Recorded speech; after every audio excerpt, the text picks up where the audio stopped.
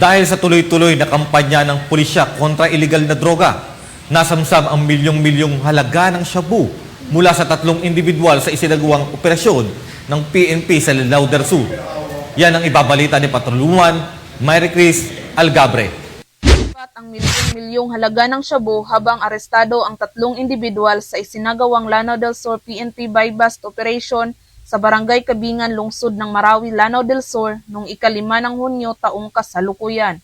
Kinilala ni Police Colonel Robert Is Daculan, Provincial Director ng Lanao del Sur Police Provincial Office, ang mga suspect na sina alias Alan, alias Suni at alias Isma na pawang residente ng naturang lugar. Ayon kay Police Colonel Daculan, bandang alas 9:30 ng umaga, matagumpay na naaresto ang mga suspect dahil sa isinagawang joint buy-bust operation ng mga tauhan ng Provincial Drug Enforcement Agency Lanao del Sur, City Drug Enforcement Unit or Marawi City Police Station, Provincial Special Operations Group or Provincial Drug Enforcement Unit, 500 CEB, Task Force Marawi at 3rd SRB or Intel Operative. Nasabat mula sa mga suspek ang malaking halaga ng isang heat-sealed transparent plastic bag na naglalaman ng hinihinalang shabu, 10 piraso ng tig-1,000 pisong bundled money na pinaniniwala ang pekeng pera na ginamit bilang buy-bust money, isang driver's license, 1 piraso ng BIR ID, 2 cellphone at 2 bag.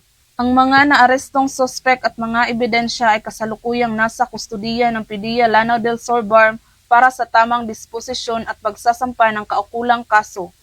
Sa paggamit ng bagong Pilipinas ng kasalukuyang administrasyon ay may mithiing panatilihin ang payapa at ligtas na bansa, katuwang ang hanay ng kapulisan na hindi mapapagod sa pagsasagawa ng operasyon upang mapanagot ang mga lumalabag sa saligang batas. Mula dito sa reyon ng Bangsamoro, ako ang inyong PNN correspondent, Patrolwoman Mary Chris Algabre, alagad ng batas, tagataguyod ng Balitang Pulis. Maraming salamat, Patroluman Algabre.